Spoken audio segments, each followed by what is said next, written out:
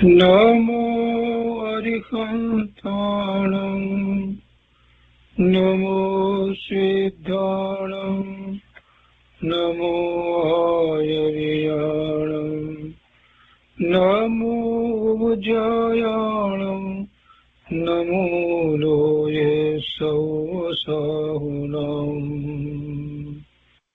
અસપંચનમોકારો સર્વપાવપનાશનો મંગલાણં ચ સૌવર્તે પરમં મંગલમ અજ્ઞાનતિમિરંધાના જ્ઞાનાંજનશલાકયા ચક્ષુન્મીલિतं येन તસ્મૈ શ્રીગુરવે નમઃ મુખાદિવ્યાકુક્ષિરત્નં શબ્દજિતવર્યાત્મજં શ્રીરાજચંદ્રયહું વંદે તત્વલોચનદાયકં પ્રભુતત્વલોચનદાયકં.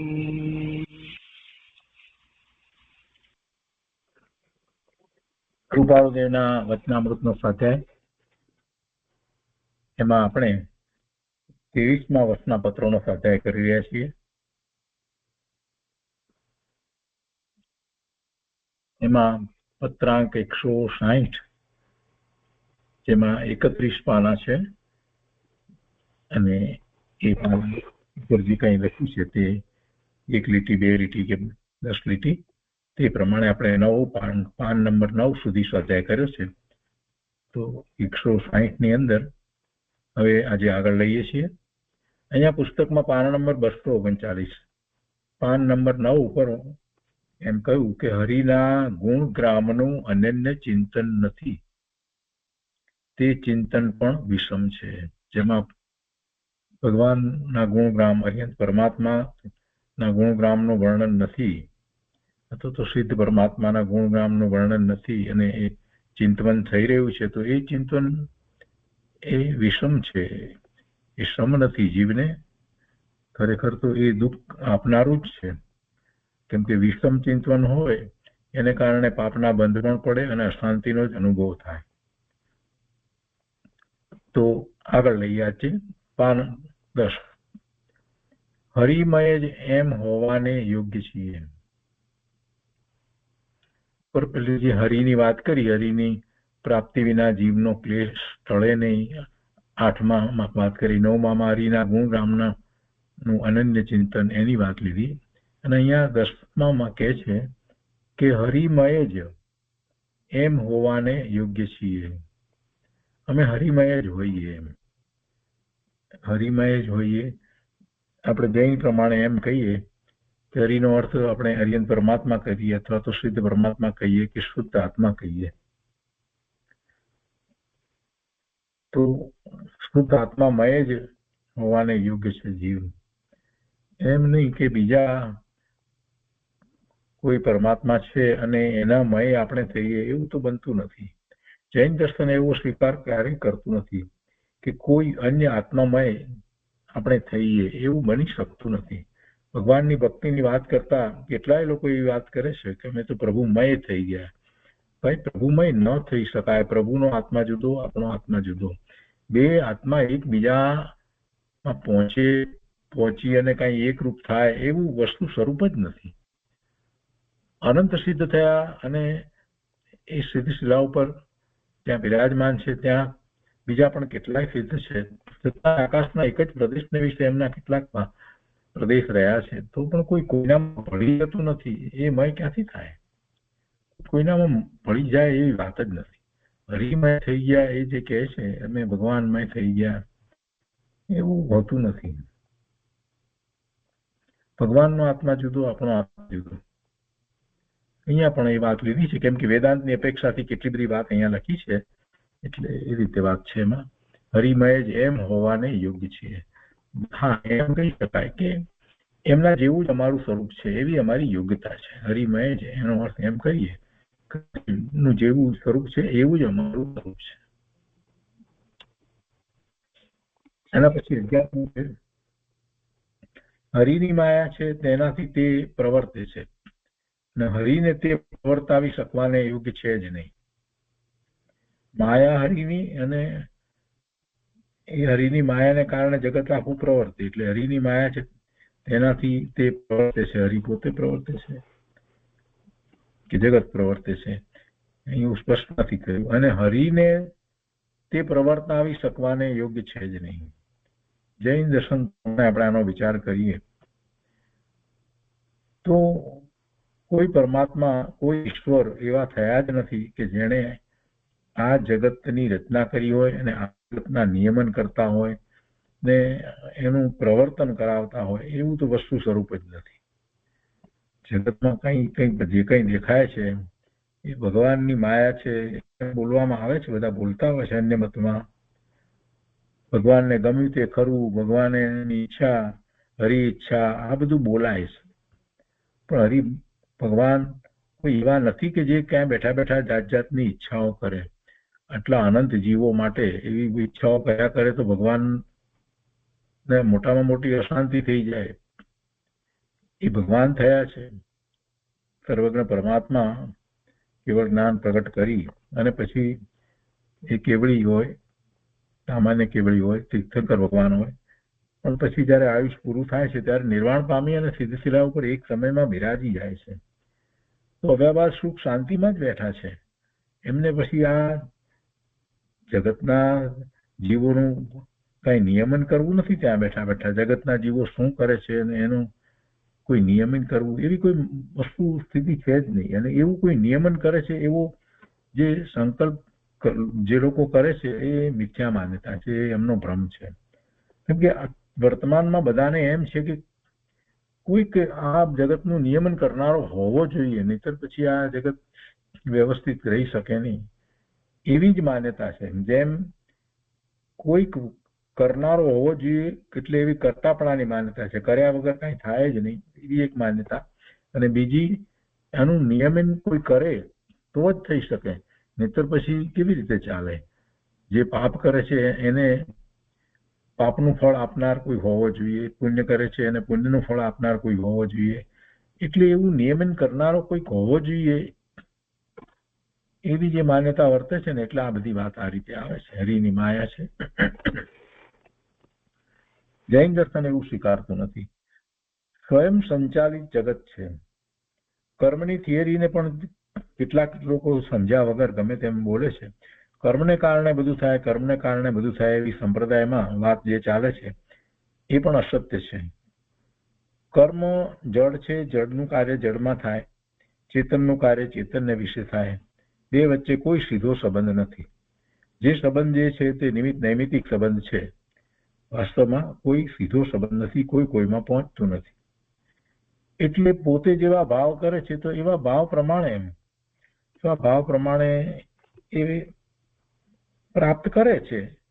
શુભ ભાવ કરે છે, નો બંધ પડે છે તો એ પ્રમાણે અનુકૂળ સંયોગો વગેરે પ્રાપ્ત કરે છે, અને અશુભ ભાવ કરે છે તો એ પ્રમાણે એની ગતિ થાય છે, પ્રતિકૂળતા થાય છે. એમાં કોઈએ કાંઈ કરવાની જરૂર નથી. પણ છતાંય બધાને એમ થાય કે એ કોણ નક્કી કરે ને કેવી રીતે થાય ને આ બધું પ્રશ્નો કરી અને જીવ મૂંઝાઈ જાય છે. એને જ્યાં સુધી એના ઉત્તર નથી મળતા ત્યાં સુધી એને એમ જ છે કે કોઈક ઈશ્વર કરતા હોવો જોઈએ, પણ ઈશ્વર કરતા નથી. ઈશ્વર કોઈક નિયમન કરવા વાળો હોવો જોઈએ. ભાઈ ઈશ્વર કોઈ નિયમન કરવા વાળો પણ નથી. બધું એમ જ થાય છે. અને એ સમજવા માટે એને કેટલાક જગતમાં સામાન્ય ઉદાહરણો છે ને એને સમજી લેવાની જરૂર છે. કોણ કરે?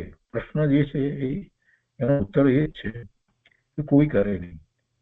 લોચુંબક લઈએ તો આપણે લોચુંબક મૂકીએ અને એની સામે થોડી દૂર લોખંડનો ભૂકો, એલ્યુમિનિયમનો ભૂકો, ચાંદીનો ભૂકો, એવી જુદી જુદી ધાતુનો ભૂકો કરી અને ભેગો કરી અને એની સામે રાખીએ તો એમાંથી જે લોખંડનો ભૂકો છે એ જ ખેંચાઈ અને લોચુંબક તરફ આવે છે. એના જ કણો એમાં આવશે. પણ પેલા એલ્યુમિનિયમના કે ચાંદીના કે તાંબાના એ નહીં આવે. તો એ કોણ કરે છે? કોઈ કરતું નથી. તો એમાં આપણને વાંધો નથી આવતો, એમ સ્વીકારવામાં આપણને વાંધો નથી આવતો. લોચુંબક ખેંચે છે એમ કરીને. તો લોચુંબકને ખેંચવાનું કોણે શીખવાડ્યું? તો એમાં આપણને વાંધો નથી આવતો કે લોચુંબકમાં એવી શક્તિ છે એમ કરીને આપણે એનો જવાબ મેળવી લઈએ છીએ. બરાબર, લોચુંબકમાં એ લોખંડને ખેંચવાની છે શક્તિ, તો લોખંડના કણો હોય જ ખેંચાય છે, બીજા નથી ખેંચાતા. એમાં કોઈ એક્સપ્લેનેશન આપવા બાબતમાં કોઈને ક્યારેય કોઈ વાંધો આવતો નથી, બધું સ્વીકારી લે છે. તો ભાઈ એમ જ છે, જીવ જે ભાવ કરે છે એ પ્રમાણે એની ગતિ થાય, એમાં કોઈએ કાંઈ કરવાની જરૂર રહેતી જ નથી. એ પોતે સ્વયં જ પોતે એવી ગતિ જે ભાવ કરે છે તો એવી ગતિમાં જાય છે, જેવા ભાવ કરે એવી ગતિમાં જાય, એ પ્રમાણે એને ફળ પ્રાપ્ત થાય છે. એમાં કોઈએ કાંઈ કરવાની જરૂર છે એવું વસ્તુ સ્વરૂપ જ નથી. આટલા અનંત જીવો અને એનું નિયમિત કોઈ કરે તો એ કરનારો એને તો શાંતિ જ ન હોય, દરેક સમયે પાછું. એવી વાત નથી. અહીંયા વાત ચાલી રહી છે હરિની માયા છે ને તેનાથી તે પ્રવર્તે છે. હરિને તે પ્રવર્તાવી શકવાને યોગ્ય છે જ નહીં. એ માયા પાછી એવી છે કે હરિને ના પ્રવર્તાવી શકે. જરાક વાત બહુ એટલી બધી નથી, પણ કોઈ વેદાંત અપેક્ષાએ કે રીતે વાત કરવામાં આવી છે, આપણે તો એનો સીધો અર્થ કરીએ છીએ. અને અહીંયા આગળ પણ કહે છે કે તે માયા પણ હોવાને યોગ્ય જ છે. માયા હોવાને યોગ્ય છે. ભાઈ, માયા, ક્રોધ, માન, માયા, લોભ, આ બધા તો કસાય ભાવ છે. અને એવા કસાય ભાવે જીવ પોતે પ્રવર્તે છે, એને કોઈ પ્રવર્તાવતું નથી. એમાં નિમિત્ત કારણ તરીકે એવી કર્મની પ્રકૃતિના ઉદયો હોય, પણ એ કર્મની પ્રકૃતિના ઉદયો એને ક્રોધ, માન, માયા, લોભના ભાવે કરાવતા નથી. એને થવું હોય તો થાય, ન થવું હોય તો ન થાય. એ તો પૂર્વે જે ભાવ કર્યા હતા એને કારણે એવા કર્મ બંધાયા અને એ ઉદયમાં આવ્યા તો આવ્યા, પણ કઈ હવે એ ઉદયમાં આવ્યા છે કર્મ તો એની સાથે જોડાઈ અને એને એવા ક્રોધ, માન, માયા, લોભના ભાવે થવું એવું કોઈ નિયમ નથી. જીવ પોતે વર્તમાનમાં જેવું પુરુષાર્થ કરવા ધારે એવું કરવા માટે સક્ષમ છે, સમર્થ છે. એટલે આ માયાચાર જે કરવામાં આવે છે એ કસાય છે અને એને કારણે પાપના બંધ પડે છે. આગળ કહે છે 5:13 ઉપર કે માયા ન હોત તો હરિનું અકળત્વ કોણ કહે? હરિને કળી શકાતા નથી. એનું કારણ શું છે? તો કે માયા છે. બરાબર છે, માયા છે. માયાને કારણે જીવ ભગવાનને જાણી શકતો નથી. એ માયાના આવરણ નીચે છે. આપણે એમ કહી શકીએ કે મિથ્યાત્વને કારણે જીવ પરમાત્માના સ્વરૂપને સાચી રીતે સમ્યક પ્રકારે જાણી શકતો નથી. એ મિથ્યાત્વને કારણે એ પોતે અનેક પ્રકારની માન્યતાઓ કરે છે. પણ મિથ્યાત્વ છે એ વખતે પણ જો ધારે તો એ જીવ પરમાત્માના સ્વરૂપને જેમ છે તેમ યથાયોગ શાસ્ત્ર અભ્યાસ દ્વારા જાણી શકે અને એનો નિર્ણય કરી શકે છે. એવી જ રીતે આત્માના સ્વરૂપને પણ એ જાણીને નિર્ણય કરી શકે છે. પણ એને માયા ભૂલાવે છે એમ પણ કહેવામાં આવે છે. એટલે કે મોહને કારણે મોહવશ જીવ એમાં રચ્યો પચ્યો રહે છે મિથ્યા માન્યતાઓમાં. એટલે એ પોતાના સ્વરૂપને કે પરમાત્માના સ્વરૂપને જેમ છે તેમ એ જાણતો નથી. એમાં પણ એનો પોતાનો દોષ છે. નિમિત્ત તરીકે એ બધું કહેવાય. મિથ્યાત્વ છે, મૂળ કારણ જે છે એ એનું પોતાનું મિથ્યાત્વ છે. અને એ મિથ્યાત્વ છે ત્યાં સુધી જીવ એમ જ વર્તે છે. જરા કે પાછો પડે અને નક્કી કરે કે આ તો મિથ્યા માન્યતા છે, તો બધું પછી ધીરે ધીરે સવળું થવા માંડે. અહીંયા 14 ઉપર કહે છે કે માયા એવી નિયતિએ યુક્ત છે કે તેનો પ્રેરક અબંધન હોવા યોગ્ય છે.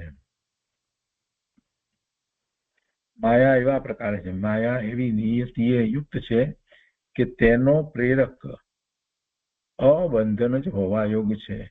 એટલે બંધાયેલો ન હોય એવો જ હોય એમ અહીંયા તો કહેવાનો આશય છે. માયા એવી નિયતિએ યુક્ત છે કે તેનો પ્રેરક, માયાનો પ્રેરક એ બંધાયેલો ન હોય. એટલે એમાં પણ એમને એમ જ લેવું છે કે હરિ છે તે એ જ બધી માયા કરે છે, એ પોતે બંધાયેલો નથી. એટલે બીજા તો બંધાયેલા છે, એ તો કઈ માયાને કરી શકે નહીં. પણ એમ વસ્તુ સ્વરૂપ જ નથી. આત્માને એના ગુણનો વિચાર કરીએ તો આત્મામાં કોઈ માયા થાય એવો ગુણ છે જ નહીં. જીવને માયા થાય છે, ક્રોધ થાય છે, લોભ થાય છે, માન પોસાય પોષે છે, આ બધું છે. એવા કસાયો ભાવે જીવ થાય છે, પણ એ કોઈને કારણે નથી થતો. કોઈ બીજો કોઈ કરાવે છે માટે થતો નથી, કે કર્મના એવા ઉદયો છે માટે કંઈક થતો નથી. એટલે માયા કરે છે તો એનો દોષ છે, ક્રોધ કરે છે તો એનો દોષ છે. ગમે તે પ્રકારે જે જીવ વર્તે છે એ બધો એનો પોતાનો જ દોષ છે. એ વાત આપણે તો આમાંથી પકડવાની છે. અહીંયા જે બધી વાત જે છે વેદાંત અપેક્ષા એ બધી વાતો લીધી છે, આપણે એની સાથે જૈન દર્શનની વાતને લઈ અને સમજીએ. અહીંયા 5:15 ઉપર કહે છે કે હરિ હરિ એમ જ સર્વત્ર હો, તે જ પ્રતીત થાવ, તેનું જ ભાન હો, તેની જ સત્તા અમને ભાસો, તેમાં જ અમારો અનન્ય અખંડ અભેદ, પછી ખાલી જગ્યા છે, ખાલી જગ્યા હોવો યોગ્ય જ હતો. એટલે એવો વિશ્વાસ હોવો યોગ્ય તો એમ કહી શકાય. અભેદ શ્રદ્ધા હોવી યોગ્ય થતો, વિશ્વાસ હોવો યોગ્ય હતો. તો અહીંયા આપણે જૈન દર્શન પ્રમાણે જો મૂકીએ તો હરિ હરિ એમ જ સર્વત્ર હો, એટલે હરિ એટલે અહીંયા હરિયંત પરમાત્માને મૂકીએ તો આપણને એમ થાય, જ્યારે ભક્તિભાવથી જ્યારે વાત થતી હોય ત્યારે, કે જેમની દિવ્ય ધ્વનિ દ્વારા જેમના નિમિત્તે આપણે જ્ઞાન પ્રકાશ પામીએ છીએ, અને જ્યારે એવું સમ્યક દર્શન થાય છે, અનુભૂતિ થાય છે, તો પ્રભુ પ્રત્યે અહોભાવ આવે છે, અને એ વખતે સ્તુતિ પણ આપણે કરીએ છીએ. એમ થાય છે કે બસ મને તો ભગવાનના દર્શન થયા થાય, હું તો ભગવાનના સમસ્રમાં બેસું, એ સિવાય મારે બીજું કાંઈ જોઈતું નથી. મારે તો એ સિવાય બીજું કાંઈ જોઈતું નથી. બસ એકમાત્ર પરમાત્મા, બસ પરમાત્માનો એટલો બધો આપણને એમાં ભાવ એવો આવી જાય છે કે આત્માનો અનુભવ થયો છે થોડી ક્ષણ માટે, તો એમ થાય છે કે અરે આવો અનુભવ તો ભગવાનની વાણીને કારણે મને થયો છે. એ વાણીમાંથી પરમ સત્ય પ્રકાશ્યું, જેને હું સમજ્યો, સ્વીકારી અને મેં એવો અનુભવ કર્યો છે. એટલે પ્રભુનો ઉપકાર છે. એટલે હરિયંત પરમાત્મા, તીર્થંકર ભગવાન, કેવળી પરમાત્માનો ઉપકાર છે. એમ થાય કે બસ એ જ છે. મહાવિદ્ય ક્ષેત્રને વિશે કેટલા બધા એવા કેવળ જ્ઞાની પરમાત્મા બિરાજમાન છે, સર્વજ્ઞ પરમાત્મા બિરાજમાન છે. તું હરિ હરિ એમ જ સર્વત્ર હો, તે જ પ્રતીત થાવ, બસ એ જ પ્રતીતમાં રહો, એમની જ શ્રદ્ધા રહો, એનું જ ભાન હો. બસ મારે બીજા કોઈનું ભાન કરવું જ નથી. ભગવાનનું જે સ્વરૂપ છે એને સ્વરૂપને ઓળખવું, એ સિવાય મારે બીજું કાંઈ કરવા યોગ્ય નથી. એમની શ્રદ્ધા મને અખંડ અચળ શ્રદ્ધા થાવ, એ શ્રદ્ધામાંથી હું ક્યારેય ડગું નહીં. એટલે એમની શ્રદ્ધા થાવ તો પછી એમની વાણી, એમના દ્વારા જે જ્ઞાન પ્રકાશ છે એ બધાની મને એવી જ શ્રદ્ધાઓ, એનો જ મને સ્વીકારો, તેની જ સત્તા અમને માસો, એ જ સત્તા અમને દેખાવો, પરમાત્માની સત્તા. અને એ વાતમાં, એ સત્તાની વાતની અંદર તો એમ આવ્યું છે ને કે કેવળી પરમાત્મા, હરિયંત પરમાત્મા, તીર્થંકર પરમાત્માએ એમ કહ્યું કે તું પણ મારા જેવો શુદ્ધ છો, પૂર્ણ છો, પવિત્ર છો, અને તું તારી સત્તામાં રહી અને એવો પુરુષાર્થ કરી શકે છે. તો એ સત્તા, એમની સત્તા જે છે એ અમને ભાસો. તેમાં એક ભાવ એવો પણ આવી જાય કે એ જ સત્તાને અમે જ્યારે માનીએ છીએ, સ્વીકારીએ છીએ, તો અમને એવી સત્તા અમારી દેખાય છે, એવી અનુભૂતિનો પુરુષાર્થ ઉપડે છે. તેમાં જ અમારો અનન્ય અખંડ અભેદ વિશ્વાસ હોવો યોગ્ય જ હતો. પણ ભૂતકાળમાં એવો વિશ્વાસ નહોતો કર્યો, એટલે અત્યારે એમ ખેદ થાય છે કે હોવો જરૂરી હતો, એવો વિશ્વાસ અભેદ હોવો યોગ્ય જ હતો. એમ આપણે જૈન દર્શન પ્રમાણે લઈએ. એના પછી 5:16 ઉપર કહે છે કે જીવ પોતાની સૃષ્ટિપૂર્વક અનાદિકાળથી પરિભ્રમણ કરે છે. હરિની સૃષ્ટિથી પોતાની સૃષ્ટિનું અભિમાન મટે છે. જો અહીંયા બેની સૃષ્ટિ જુદી બતાવી છે, વાત બરાબર છે. સૃષ્ટિ કહો, સત્તા કહો, જે કહો તે, દરેક જીવ, જૈન પ્રમાણે પણ આપણે વિચાર કરીએ કે દરેક જીવ પોતાની સૃષ્ટિપૂર્વક અનાદિકાળથી પરિભ્રમણ કરે છે. પોતાની સત્તાપૂર્વક પરિભ્રમણ કરે છે. સત્તાપૂર્વક જ પરિભ્રમણ કરે છે. સંસાર પર્યાયમાં પરિભ્રમણ કરે છે તો એની સત્તા જે છે એ તો એની એ જ રહે છે, અને ત્યાંથી નીકળી અને સિદ્ધ થાય છે તો પણ એની સત્તા જે છે એ તો એની એ જ રહે છે. પોતાની સત્તા શું છે? પોતાનું જગત શું છે? તો અનંત ગુણ છે અને અસંખ્ય પ્રદેશ છે. દરેક પ્રદેશમાં અનંત ગુણ રહ્યા છે. એવી પોતાની સત્તા છે. એમાંથી કાંઈ ઓછું વધતું થતું નથી. ન તો પ્રદેશ ઘટે છે કે ન તો ગુણ ઘટે છે. અને એ જ સતત એવું ને એવું સ્વરૂપ એ જ સત્તામાં જીવ રહ્યો છે. અને એ સત્તામાં રહીને એ પરને જાણે છે અને સ્વને પણ જાણે છે. એ વિભાવ ભાવે વિકારી ભાવે થાય છે તો પણ એ જ સત્તામાં રહીને થાય છે. એમાંથી કઈ બહાર નીકળે છે એમ નથી. એ સત્તાને, પોતાની સત્તાને છોડીને આ જીવ ક્યારેય બહાર નીકળી શકે નહીં, નીકળતો નથી, નીકળ્યો નથી. જે થઈ રહ્યું છે એ બધું પોતાની સત્તામાં રહીને જ થઈ રહ્યું છે. પણ એને પરનું લક્ષ કરી અને જે ભ્રમ જે છે, જે મિથ્યાત્વ છે, એને કારણે એને સંસાર છે. જ્યારે એ ભ્રમ ચાલ્યો જાય છે, મિથ્યાત્વ ચાલ્યું જાય છે તો પછી સંસાર થઈ જાય છે અને પછી સિદ્ધ દશાને પ્રગટ કરે છે. ત્યારે પણ એ તો પોતાની સત્તામાં જ રહ્યો છે. એ સત્તા તો ત્રિકાળ છે. એ જીવ પોતાની સૃષ્ટિપૂર્વક કહો કે સત્તાપૂર્વક અનાદિકાળથી એમ જ પરિભ્રમણ કરે છે. અને હરિની સૃષ્ટિથી પોતાની સૃષ્ટિનું અભિમાન મટે છે. તો ભગવાનની સત્તા એનો વિચાર કરીએ તો એમની સત્તા કે સત્તા તો મારા જેવી જ છે, એમની સત્તા તો મારા જેવી જ છે, મારી પણ સત્તા એવી જ છે, છતાં પણ પર્યાયમાં ફેર છે. વર્તમાન પર્યાયમાં ફેર છે. વર્તમાન જે પ્રગટતા છે એમાં ફેર છે. ભગવાનનું સ્વરૂપ, સિદ્ધનું સ્વરૂપ અને મારા સ્વરૂપમાં કાંઈ સત્તા અપેક્ષાએ કાંઈ ફેર નથી. અનંત ગુણ એમને છે, મને પણ છે. અસંખ્ય પ્રદેશ મને છે, એમને પણ છે. સત્તા તો એવી જ છે. એટલે જ્યારે એમની વર્તમાન પર્યાયનો વિચાર કરીએ છીએ અને અહીં જીવ પોતાની પર્યાયનો વિચાર કરે છે તો એને અભિમાન ઉતરી જાય છે. એક સરખી સત્તા હોવા છતાં અરિયન પરમાત્મા, તીર્થંકર ભગવાન, કેવળી પરમાત્મા, સિદ્ધ પરમાત્મા એ અનંત સુખ, શાંતિ, આનંદની દશામાં વિચરી રહ્યા છે. અને હું એવી જ મારી સત્તા હોવા છતાં પણ હું દુઃખની દશામાં રહ્યો છું, ભવના ભ્રમણ કરી રહ્યો છું, દુઃખી થઈ રહ્યો છું. આમ કેમ? અને એ વાતમાં પછી જયારે એવો પુરુષાર્થ કરી અને અનુભૂતિ કરે છે તો એને ખ્યાલ આવે છે કે પોતાનો જ પુરુષાર્થ ઊંધો હતો એટલે એમ થતું હતું. સવળો પુરુષાર્થ થાય છે તો અનુભૂતિ થાય છે, અને અનુભૂતિ થાય છે તો ખ્યાલ આવે છે કે પ્રભુએ જે પ્રગટ કર્યું એવી જ સત્તા હતી, છતાં પણ એમણે જે પ્રગટ અભૂતપૂર્વ અદભુત પ્રગટ કર્યું છે. અને એટલે પોતાને બધા પ્રકારે જે કઈ માન અભિમાન જે છે એ બધું ગળી જાય છે. ગૌતમ સ્વામી જયારે મહાવીર સ્વામી ભગવાનના સમસરણમાં આવે છે અને પ્રભુના દર્શન કરે છે, માન સન્ના દર્શન કરતા જ માન તો ગળી જાય છે. અને પ્રભુના દર્શન કરે છે ત્યાં તો કેવો અહોભાવ થાય છે, સમર્પિત થઈ જાય છે. ત્યાં ને ત્યાં જ દીક્ષા લઈ લે છે. એટલે એમ પોતાને જે કઈ અભિમાન જે છે એ બધું ગળી જાય છે. પ્રભુના સ્વરૂપનો વિચાર કરતા, એમની વર્તમાન પર્યાયનો વિચાર કરતા બધું આપણું અભિમાન ગળી જાય છે.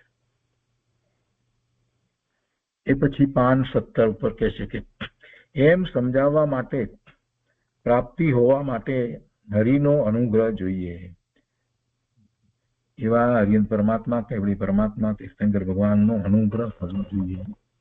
એમ સમજાવવા માટે, પ્રાપ્તિ હોવા માટે. અને ઉપર જે વાત કરી એ વાતને પહેલા તો પોતે સમજવા માટે પણ એવો એમના પ્રત્યેનો અનુગ્રહ જોઈએ, એમના પ્રત્યેનો ભાવ આવવો જોઈએ. અને એમ થાય છે ત્યારે જ પછી એવી પ્રાપ્તિ થાય છે. જે ભગવાનના સ્વરૂપને જાણતો નથી, માનતો નથી, સ્વીકારતો નથી, એ અનંત કાળ સુધી આ ભવના ભ્રમણ કર્યા કરે છે અને દુઃખી થાય છે. પણ જેને એવો ભગવાનનો અનુગ્રહ થાય છે કે ભગવાન પણ મારા જેવા હતા અને એમણે એવો પુરુષાર્થ કરી અને પોતાના પૂર્ણ શુદ્ધ સ્વરૂપને પ્રાપ્ત કર્યું છે અને કરુણા કરી અને એ જ માર્ગ ગોપ્યા વિના પૂર્ણપણે પ્રકાશિત કર્યો છે, દર્શાવ્યો છે. તો એમની મોટી કરુણાનું ભાજન હું છું, એનું પાત્ર હું છું, અને મારે એ જ માર્ગે ચાલી અને પુરુષાર્થ કરવાનો છે.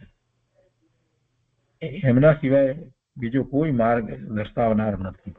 એમણે જ માર્ગ દર્શાવે છે. અનંતકાળથી એમ થતું આવ્યું છે. એમ હરિનો અનુગ્રહ, હરિ પરમાત્માનો, તીર્થંકર ભગવાનનો, કેવડી પરમાત્માનો અનુગ્રહ કરવો. ત્યારે આ બધું સમજાય છે અને પછી એવો જ પુરુષાર્થ થાય છે. એના પછી પાન નંબર 18 ઉપર છે, તપશ્ચર્યાવાન પ્રાણીને સંતોષ આપવો એ વગેરે સાધનો તે પરમાત્માના અનુગ્રહના કારણ રૂપ હોય છે. બીજા જીવો તપશ્ચર્યા કરતા હોય એમ તો એમને સંતોષ આપવો, તો એમને સંતોષ આપવો એટલે જે તપશ્ચર્યા કરે છે એને કઈ બાહેરમાં પરથી કઈ સંતોષ મેળવવો છે એવી વાત નથી હોતી, પરંતુ સામાન્ય રીતે આપણે જે વૈયાની વાત કરીએ છીએ, જે વ્રત વગેરે કરે છે તો એમની સેવા વૈયાવ્રત વગેરે જે કરવામાં આવે છે તો એની અહીંયા વાત છે, વ્રતની વાત છે, વૈયાવ્રતની વાત છે.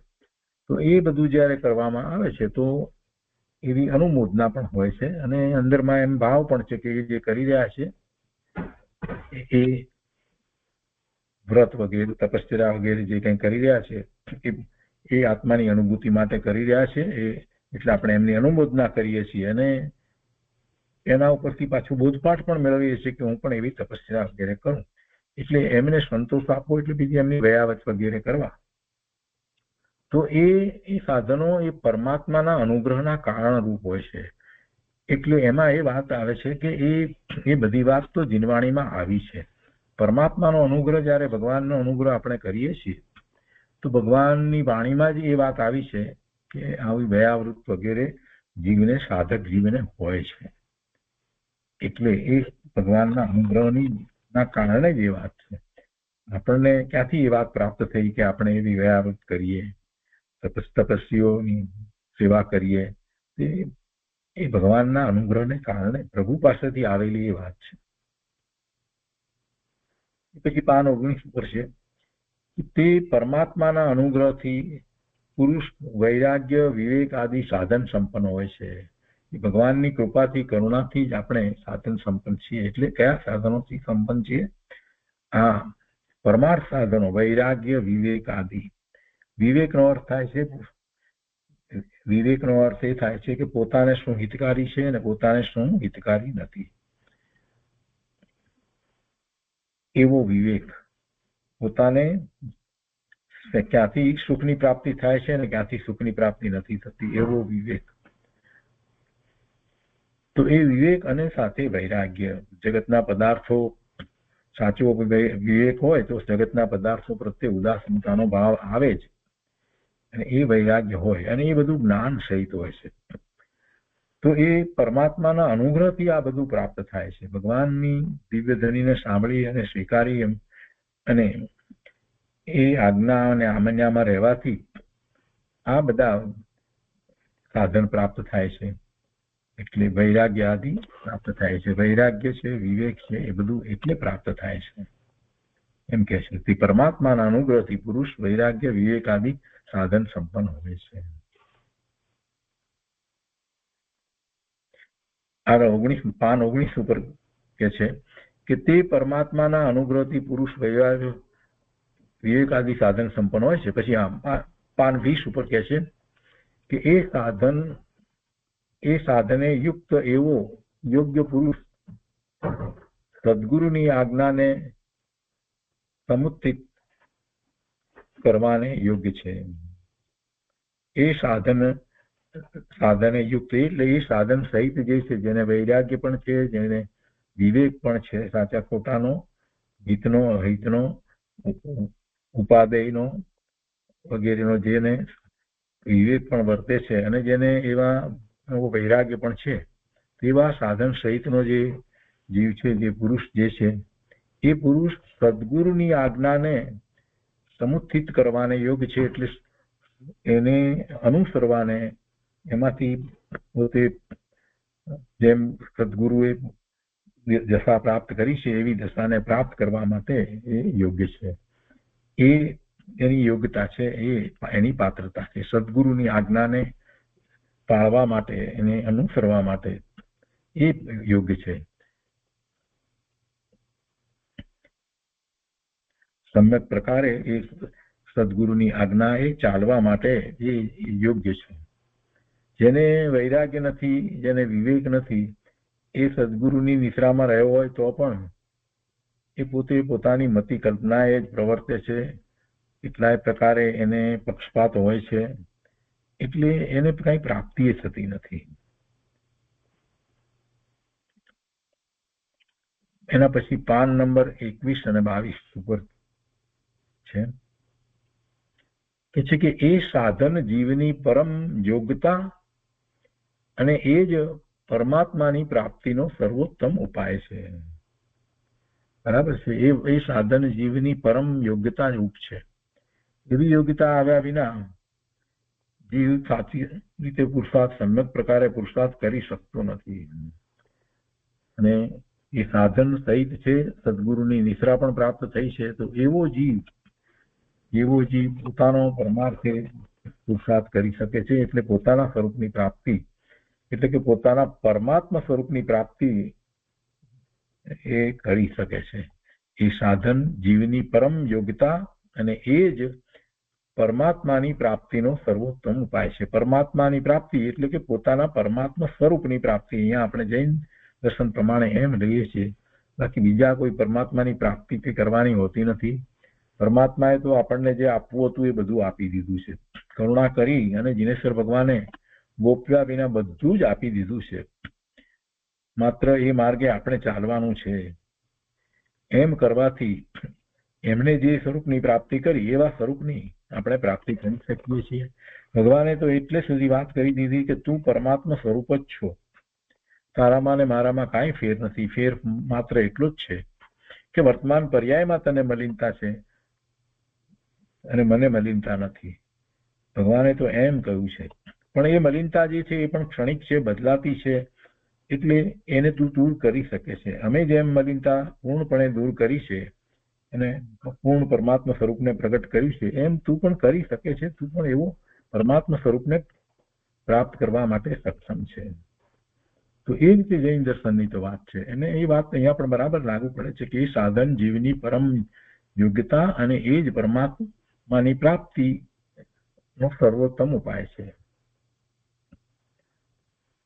પરમાત્માની પ્રાપ્તિને બદલે આપણે એમ કહીએ કે પરમાત્મા સ્વરૂપની પ્રાપ્તિ, પોતાના સ્વરૂપની, પોતાના પરમાત્મા સ્વરૂપની પ્રાપ્તિ. એ પછી અહીંયા પાન નંબર 23 ઉપર કે છે કે બધુંય હરિરૂપ જ છે, તેમાં વળી ભેદ શું? ભેદ છે જ નહીં. સર્વ આનંદ રૂપ જ છે. બ્રાહ્મી સ્થિતિ છે. સ્થાપિતો બ્રહ્મવાદો હિ સર્વ વેદાંત ગોચર. આ વેદાંતની વાત લીધી છે. બધું એક હરિરૂપ જ છે, બીજું કાંઈ છે જ નહીં. બીજું બધું માયા છે એવી વાત જે વેદાંતમાં કહેવામાં આવે છે એમ વસ્તુ સ્વરૂપ નથી. હરિની જગ્યાએ આપણે આત્મા મૂકીએ કે તીર્થંકર ભગવાન મૂકીએ કે કાંઈ પણ મૂકીએ તો પણ બધું એક રૂપ છે એમ નથી. બધું હરિરૂપ જ છે એમ નથી. અનંત જીવ છે, 6 પ્રકારના દ્રવ્યો છે અને જીવ દ્રવ્યમાં પણ અનંત જીવ છે. દરેક જીવ જુદો છે. દરેક જીવ જુદો છે, બીજાથી જુદો છે. અને જ્યારે મુક્ત દશાને પ્રાપ્ત કરે છે ત્યારે પણ એ અનંત કાળ સુધી જુદો જ રહે છે. કોઈ કોઈની અંદર ભળતું નથી. એટલે જૈન દર્શન તો એમ કે છે. એ પછી પાન 24 ઉપર જે છે એમાં કહે છે કે આ બધું બ્રહ્મરૂપ જ છે, બ્રહ્મ જ છે, એવો અમારો દ્રઢ નિશ્ચય છે. એમાં કઈ ભેદ નથી. જે છે તે સર્વ બ્રહ્મ જ છે. સર્વત્ર બ્રહ્મ છે, સર્વરૂપ બ્રહ્મ છે, તે સિવાય કંઈ નથી. જીવ બ્રહ્મ છે, જળ બ્રહ્મ છે, હરિ બ્રહ્મ છે, હર બ્રહ્મ છે, બ્રહ્મા બ્રહ્મ છે, ઓમ બ્રહ્મ છે, વાણી બ્રહ્મ છે, ગુણ બ્રહ્મ છે, સત્વ બ્રહ્મ છે, રજો બ્રહ્મ છે, તમો બ્રહ્મ છે, પંચભૂત બ્રહ્મ છે, આકાશ બ્રહ્મ છે, વાયુ બ્રહ્મ છે, અગ્નિ બ્રહ્મ છે, જળ પણ બ્રહ્મ છે, પૃથ્વી પણ બ્રહ્મ છે, દેવ બ્રહ્મ છે, મનુષ્ય બ્રહ્મ છે, તિર્યંત બ્રહ્મ છે, નરક બ્રહ્મ છે, સર્વ બ્રહ્મ છે, અન્ય નથી. આ વેદાંતની વાત છે આખી. અને એ પ્રમાણે જૈન દર્શન માનતું નથી. છ દ્રવ્ય નવ તત્વની વાતને જૈન દર્શન તો માને છે. એટલે બધું બ્રહ્મ છે એમ નથી. જો બધું બ્રહ્મ જ લઈ લઈએ તો પછી કોઈ પુરુષાર્થનો પ્રશ્ન જ રહેતો નથી. કોણ પુરુષાર્થ કરે અને કોણ પ્રાપ્તિ કરે? તો પછી વાત ત્યાં વાત આવીને રહે છે ઊભી કે તો પછી આ પુરુષાર્થ ક્યાં કરવાનો રહ્યો અને પુરુષાર્થ કરીને પ્રાપ્ત શું કરવાનું રહ્યું? પોતે કોઈ નોન્સ હોય ને ભળી જતો હોય તો એટલે એવી વાત નથી. કોઈ અપેક્ષાએ અહીંયા આપણે બ્રહ્મની નો અર્થ આપણે જ્ઞેય કરીએ તો થોડીક વાત સાચી થાય કે બધું જ્ઞેય છે, બધું જ્ઞેય છે, બધું મારા જ્ઞાનનું જ્ઞેય છે, એ બધું જ્ઞેય છે એમ કહી શકાય. બ્રહ્મની માટે એક શબ્દ આપણે જ્ઞેય મૂકી દઈએ તો જૈન અપેક્ષા પ્રમાણે બરાબર છે કે ચલો બધું જ્ઞેય છે એમ મૂકીએ.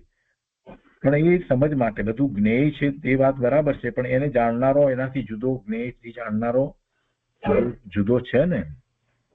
અનંત જ્ઞેયો છે અને એનાથી એને જાણનારો એનાથી જુદો છે. જૈન દર્શન એમ માને છે.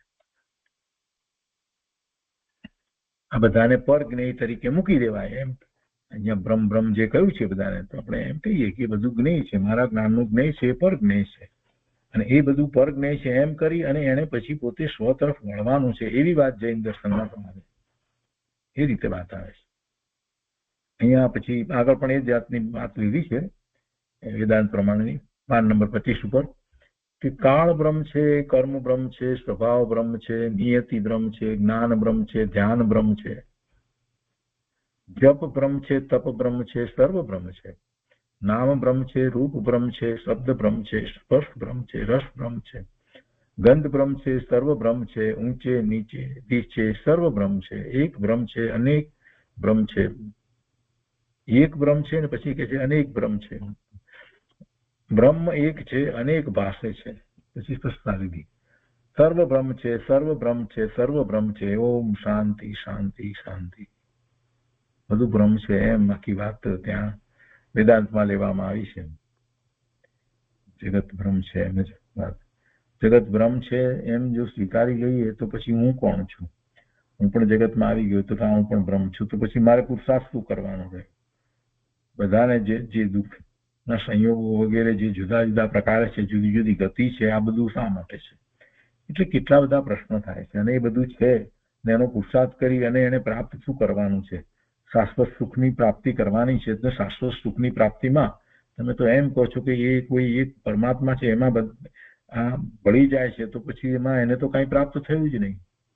એટલે એ બધી વાત વેદાંતની કેટલી બધી વાત જે છે એના સાચા ઉત્તરો પ્રાપ્ત એમની માન્યતા પ્રમાણે જોઈએ તો થતા જ નથી. જૈન દર્શન એક સર્વાંગ દર્શન છે અને જૈન દર્શન એ સર્વજ્ઞ પરમાત્માની દિવ્ય ધણીની અંદર જે પ્રકાશ્યું છે કે જેમ છે તેમ પ્રકાશ્યું છે, એમને સર્વજ્ઞતા પ્રગટ થઈ છે એટલે એમ પ્રકાશ્યું છે. જેવું છે તેવું પ્રકાશ્યું છે.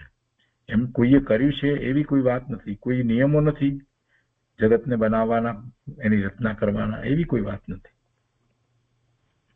એ પછી 5 નંબર 26 ઉપર પાછી બ્રહ્મની વાત લીધી છે કે સર્વ બ્રહ્મ છે એમાં સંશય નહીં. હું બ્રહ્મ, તું બ્રહ્મ, તે બ્રહ્મ, એમાં સંશય નહીં. અમે બ્રહ્મ, તમે બ્રહ્મ, તેઓ બ્રહ્મ, એમાં સંશય નહીં. એમ જાણે તે બ્રહ્મ, એમાં સંશય નહીં. એમ ન જાણે તે પણ બ્રહ્મ, એમાં સંશય નહીં. જીવ બ્રહ્મ છે એમાં સંશય નહીં. જળ બ્રહ્મ છે એમાં સંશય નહીં. બ્રહ્મ જીવ રૂપે થયેલ છે એમાં સંશય નહીં. અને પછી આગળ કહે છે 26 ની અંદર જ કે બ્રહ્મ જળ રૂપે થયેલ છે એમાં સંશય નહીં. સર્વ બ્રહ્મ છે એમાં સંશય નહીં. ઓમ બ્રહ્મ, સર્વ બ્રહ્મ, ઓમ શાંતિ શાંતિ શાંતિ. આ વેદાંત પ્રમાણે આખી વાત લીધી છે એમાં. પછી 5 નંબર 27 ઉપર સર્વ હરિ છે એમાં સંશય નહીં. સર્વ હરિ છે. આપણે એક અપેક્ષાએ કહી કે બધા ભગવાન છે બધા ભગવાન છે. ભગવાન આત્મા ગુરુદેવ કહે છે ને, અને સિદ્ધ સમાન છે. જે એવો પુરુષાર્થ કરે છે તે એ સિદ્ધ સ્વરૂપને પ્રગટ કરી શકે છે, એમાં કોઈ સંશય નહીં. સર્વ સિદ્ધ સમાન છે અને જે પુરુષાર્થ કરે છે એ એવા સિદ્ધત્વને પ્રાપ્ત કરી શકે છે. અહીંયા પછી પાન નંબર 28 ઉપર કહે છે કે આ સર્વ આનંદ રૂપ જ છે, આનંદ જ છે, એમાં સંશય નહીં.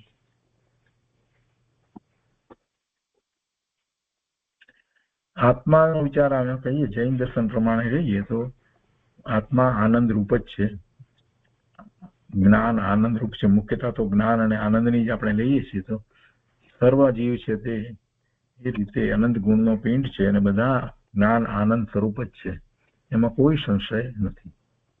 અને એને એ પ્રગટ કરવા માટે પણ સક્ષમ છે. પછી અહીંયા પાન નંબર 29 ઉપર લીધું છે કે સર્વ રૂપે હરિ જ થયેલ છે, હરિનો અંશ છું. અને પછી આગળ 4 વાક્યો લખ્યા છે. પહેલું, તેનું પરમ દાસત્વ કરવાને યોગ્ય છું, એવો દ્રઢ નિશ્ચય કરવો, એને અમે વિવેક કહીએ છીએ. બીજું છે, તેવા દ્રઢ નિશ્ચયને તે હરિની માયા આકુળ કરનારી લાગે છે, ત્યાં ધૈર્ય રાખવું. ત્રીજું લીધું છે, તે સર્વ રહેવા માટે તે પરમરૂપ હરિનો આશ્રય અંગીકાર કરવો, અર્થાત હું સ્થળે હરિને સ્થાપી, હું જ્યાં કહીએ છીએ તે જગ્યાએ હરિને સ્થાપી હુંને દાસત્વ આપવું, એવા ઈશ્વર આશ્રય થઈ અને પ્રવર્તવું, એવો અમારો નિશ્ચય તમને રૂચો. આમાં કેટલીક વાત જે છે એ સારી વાત છે. અહીંયા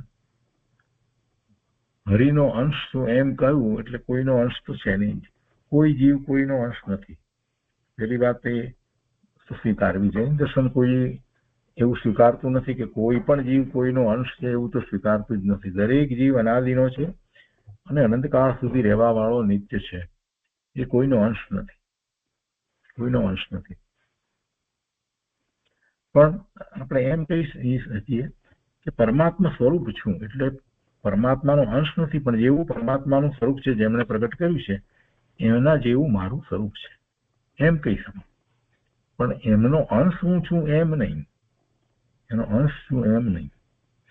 પછી અહીંયા બીજી વાત આજે લીધી છે કે તેનું પરમ દાસત્વ કરવાને યોગ્ય છું, એવા પરમાત્માનું દાસત્વ કરવું એટલે બરાબર છે કે એમને માનવા, એવો ભાવ આપણને અંદરમાંથી આવે ને એમાં ખાસ કરીને સમ્યક દ્રષ્ટિને એવો સાચો ભાવ આવે છે કે હું એમનો દાસ છું, અને એવો દ્રઢ નિશ્ચય કરવો તો જ એમની વાણીને આપણે પૂરેપૂરી સ્વીકારીએ છીએ. જ્યારે પૂરેપૂરી સ્વીકારીએ છીએ તો પછી એનો અર્થ એ થાય એક અપેક્ષાથી કે એમનું દાસત્વ કરવું, એમની બધી જ વાતને માનવી, વાણીને પૂર્ણપણે માનવી, સ્વીકારવી, અને એને અમે વિવેક કહીએ છીએ. બરાબર છે. પછી બીજું એમાં જે કહ્યું કે તેવા દ્રઢ નિશ્ચયને તે હરિની માયા આકુળ કરનારી લાગે છે, ત્યાં ધૈર્ય રાખવું. તો આમાં એક વાત નીકળે છે કે આવો દ્રઢ નિશ્ચય કર્યો હોય છતાં પણ પોતાના પરિણામ જે છે એ જેમ પોતે ઈચ્છે એમ ન થતા હોય તો કોઈક વખત એમાં આકુળતા થાય છે કે અમે એટલું બધું ધર્મમાં પ્રવર્તન કરીએ છીએ, ભગવાનની આજ્ઞાને આમન્યામાં રહ્યા છીએ, છતાંય પણ આવા સંયોગો, કેમ કે પૂર્વે જે ભાવ કર્યા એ પ્રમાણે એવા કર્મના ઉદય આવ્યા હોય એટલે એવા સંયોગો આવે તો ધૈર્ય રાખવું, ધીરજ રાખવી. આ જે સંયોગો આવ્યા છે તો પૂર્વે જે ભાવ કર્યા હતા એના પરિણામ સ્વરૂપે છે, એથી કઈ વર્તમાનમાં આપણે જે કરી રહ્યા છીએ ને એ નકામું જાય છે એવો કોઈ અર્થ નથી થતો. ભગવાનની શ્રદ્ધા, જીનવાણીની શ્રદ્ધા રાખી અને જીનવાણી પ્રમાણે એમની આજ્ઞા અને આમન્યામાં રહી અને જે પુરુષાર્થ કરવામાં આવે તો એના ફળ સ્વરૂપે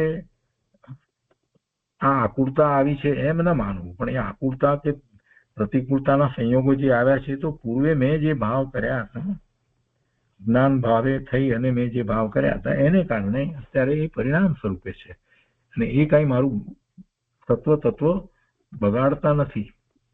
અને વર્તમાનમાં મારા પુરુષાર્થ ઉપર પણ એ કોઈ રીતે હાવી થતા નથી એમ ધૈર્ય રાખવું. મારો પુરુષાર્થ તો બરાબર જ છે.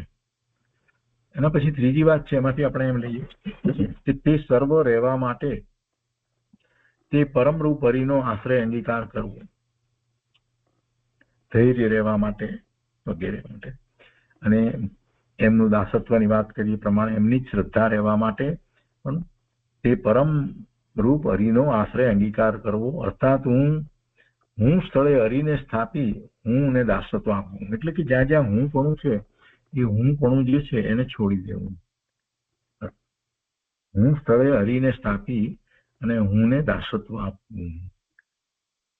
હું જે કહેવામાં આવ્યું એ જગ્યાએ હુંપણાને છોડવું એટલે અભિમાનને છોડવું એમ કહેવાનો આખો આશય છે.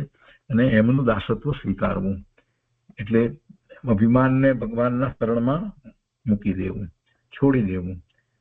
પ્રભુને સમર્પિત થઈએ અને પ્રભુના દર્શન કરીએ તો ત્યાં જ બધાના માન અભિમાન તો ઓગળી જ જાય છે. પ્રભુના દર્શન કરવા માત્રથી સાધક જીવને કોઈ અભિમાન પછી રહેતા નથી.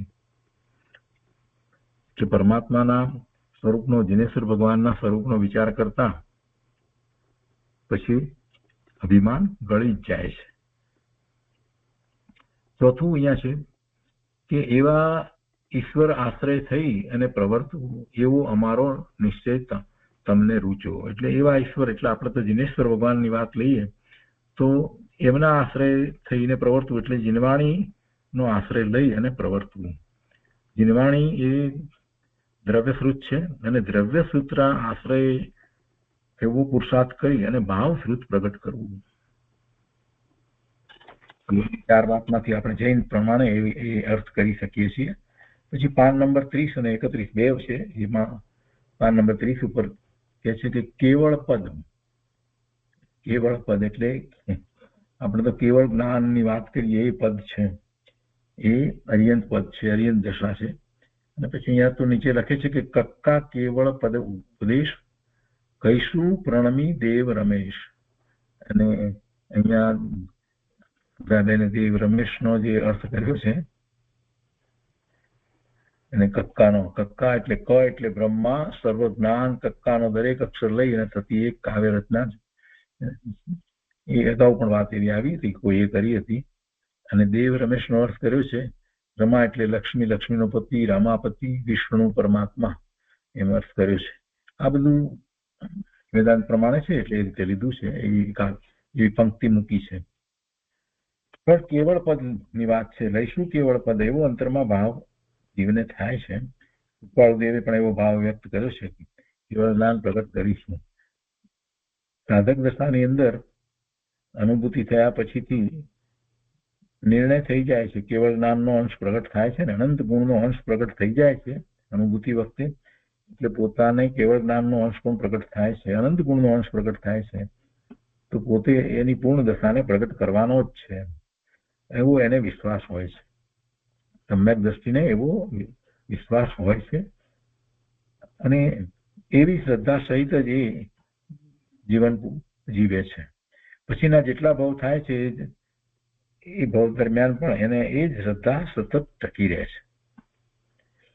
અને અહીંયા પાન નંબર 31 છેલ્લું પાનું, એની ઉપર લખે છે, ચાર વાત લખી છે અને પાંચમા વાતમાં કંઈક અધૂરું રહી ગયું છે. તો પહેલી વાત લખે છે કે કોઈ પણ વસ્તુ કોઈ પણ ભાવમાં પરિણત હોય છે. બીજું, કોઈ પણ ભાવે પરિણત નહીં એ અવસ્તુ. ત્રીજું, કોઈ પણ વસ્તુ કેવળ પરભાવને વિશે સંવતરે નહીં. અને ચોથું, જેનાથી જે કેવળ મુક્ત થઈ શકે તે નહોતો એમ જાણીએ છીએ. પહેલાને માટે આપણે એમ લઈએ છીએ કોઈ પણ વસ્તુ કોઈ પણ ભાવમાં પરિણત હોય એટલે એના ભાવમાં પરિણત હોય. દરેક વસ્તુ જે છે એ એના ગુણ પ્રમાણે એનું પરિણમન હોય. પરિણમન ન હોય એમ બને નહીં. એટલે કોઈ પણ વસ્તુ કોઈ પણ ભાવમાં એટલે એના પોતાના ભાવમાં પરિણત હોય, એને પરિણમાવવાની જરૂર નહીં. કોઈ પણ દ્રવ્યને બીજા દ્રવ્ય એ જઈને પરિણમાવવું પડે એવું વસ્તુનું સ્વરૂપ નથી. દરેક વસ્તુ પોતે સ્વયં જ પોતાથી જ પરિણમી રહી છે. એ સિદ્ધાંતની વાતને, જૈનના મહાન સિદ્ધાંતની વાતને આપણે એમાં લઈ શકીએ. અને અહીંયા બીજું કહે છે કે કોઈ પણ ભાવે પરિણત નહીં એ અવસ્તુ. બરાબર છે. વસ્તુ છે અને એનું પરિણમન ન હોય એમ બને જ નહીં. વસ્તુ છે અને પરિણમન ન હોય એમ બને જ નહીં, એટલે એને અવસ્તુ કહેવાય. વસ્તુ જ નથી, પરિણમન નથી તો વસ્તુ નથી. છ દ્રવ્યો પરિણમે છે.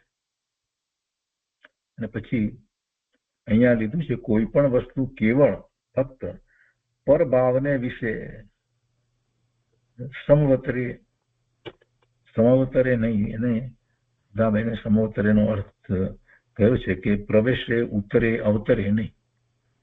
અને એ વાત જૈન દર્શનમાં આપણે એ રીતે લઈએ છીએ કે કોઈ પણ વસ્તુ કેવળ પરભાવને વિશે પરિણમે નહીં, એ ભાવને વિશે અવતરે નહીં, એ ભાવમય થાય નહીં. પર, અને અહીંયા એમણે એમ લીધું કોઈ પણ વસ્તુ કેવળ પરભાવને વિશે પરિણમે નહીં એમ કહીએ તો, પણ પરભાવે તો ક્યારેય થાય નહીં. આમાંથી તો અર્થ એવો નીકળે છે કે કોઈ પણ વસ્તુ સ્વભાવે અને પરભાવે બંને રીતે પરિણમે, પણ ના, આપણે તો જૈન દર્શનમાં તો એમ જ લઈએ છીએ કે કોઈ પણ વસ્તુ પરભાવે થાય જ નહીં, પરભાવે પરિણમે જ નહીં, પરભાવે પરિણમે નહીં એમ. હા, જીવને માટે અને પૂતગલને માટે આપણે વિભાવ ભાવે પરિણમે એમ લઈએ છીએ, એ વિભાવ ભાવે પરિણમે એમ લઈએ છીએ, પણ એ કઈ પરભાવે છે એમ એનો અર્થ નથી થતો. પરનું લક્ષ કરી અને એને મિથ્યાત્વને કારણે એ માને કે એ ભાવે થાય છે, પણ વાસ્તવમાં એ પરભાવે નથી પરિણમતો, પણ વિભાવ ભાવે પરિણમે છે. એ જ રીતે પૂતગલને માટે પણ આપણે લઈએ છીએ, સ્વભાવ ભાવે પરિણમવું અને વિભાવ ભાવે પરિણમવું. અહીંયા ચોથું છે, જેનાથી જે કેવળ મુક્ત થઈ શકે તે નહોતો એમ જાણીએ છીએ. જેનાથી જે કેવળ મુક્ત થઈ શકે તે નહોતો એમ જાણીએ છીએ. જેનાથી મુક્ત થઈ શકે એ તો પોતાના સ્વરૂપનું લક્ષ છે. પોતાના સ્વરૂપનું લક્ષ કરવાથી જ એ મુક્ત થઈ શકે. તો પોતાના સ્વરૂપનું લક્ષ નહોતું એટલે એ મુક્ત ન થયો એમ કહી શકાય. જેનાથી જે કેવળ મુક્ત થઈ શકે તે નહોતો, કેમ કે સ્વરૂપમાં સ્થિરતા નહોતી એટલે એ મુક્ત ન થઈ શક્યો. એનાથી જ મુક્ત થવાય. તો એ રીતે આ 31 પાન જે કોઈકે કૃપાળુદેવના હસ્તાક્ષરમાં હતા જેમ એ આપ્યા હશે, અને એ અહીંયા સંકલન કરતા અહીંયા આ પુસ્તકની અંદર મૂક્યા છે, તો એનો વિસ્તાર પૂરો થયો. એટલે કે 160મો જે પત્રાંક જે છે એનો સ્વાધ્યાય અહીંયા પૂરો થાય છે. તો આજનો સ્વાધ્યાય આપણે અહીંયા સુધી રાખીએ છીએ. હવે થોડાક પત્રો ગયા છે 23મા વર્ષના, એ આપણે પૂરા કરીશું.